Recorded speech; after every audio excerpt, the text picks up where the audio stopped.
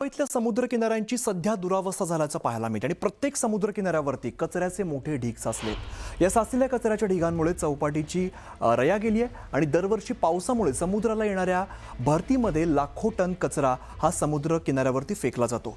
परंतु मागील वर्षाच्या तुलनेत यंदा कचऱ्याचं प्रमाण जास्त असल्याचं दिसून येत आहे। त्यामुळे समुद्र किनारा आहे की कचरा कुंडी असा प्रश्न उपस्थित होतोय, कारण भरतीच्या नंतर मोठ्या प्रमाणात कचरा हा किनाऱ्यावरती फेकला गेलाय।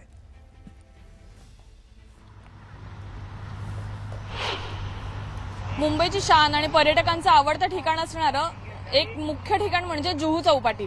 आणि आपण इथे बघू शकतो की जुहू चौपाटीवर इतका कचरा झालाय, म्हणजे जिथे नजर जाईल तिकडे फक्त आपल्याला कचराच दिसतोय। अगदी सुंदर असलेला हा समुद्र किनारा आता कचऱ्याच्या वेढ्यात सापडलेला आपल्याला बघायला मिळतोय।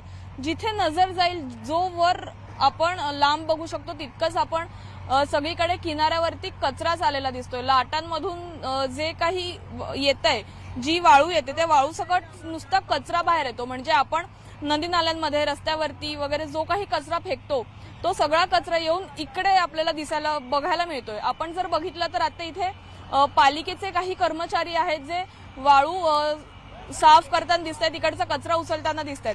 परंतु जसा जसा दिवस पुढे ढकलला जातो, संध्याकाळ होत जाते, तसा तसा कचरा परत वाढत जातो। आपल्यासोबत काही इकडे पर्यटक आहेत। ऍक्च्युअली इथे ना प्लास्टिक बॅन करून द्यायला पाहिजे आणि लोकांना एक बेसिक सेन्स द्यायला पाहिजे की एड्युकेट करायला पाहिजे गव्हर्नमेंटने की प्लास्टिकचे कॉन्सिक्वेन्सेस काय असतात। जर माझं सजेशन आहे की गव्हर्नमेंटला इथं प्लास्टिकमध्ये प्रॉपरली इथं बॅन करायला पाहिजे आणि एक प्रॉपरली एक एज्युकेशन प्लॅन द्यायला पाहिजे, लोकांना एज्युकेट करायला पाहिजे की कसं इथे पब्लिक प्लेसला हायजीन मेंटेन करावं। जर इथं कचरा वाढत असेल तर त्याला नागरिकच जबाबदार आहे। प्रत्येक येणाऱ्या नागरिकांनी जर इथं स्वच्छता ठेवली तर इथं कचरा वाढणार नाही आणि प्रशासनाला पण त्याचा त्रास होणार नाही। पण प्रशासनाने पण त्याची जबाबदारी घेतली पाहिजे की ते कोणता नागरिक एखादा जर कचरा करत असेल तर तिथं त्यांनी फाईन लावला पाहिजे। या कचऱ्याची विल्हेवाट लावायची अंमलबजावणी केली पाहिजे, हेच इकडच्या सगळ्या नागरिकांचं आणि पर्यटकांचं आणि तसंच बघायला गेलं तर मुंबईकरांचं देखील म्हणणं आहे।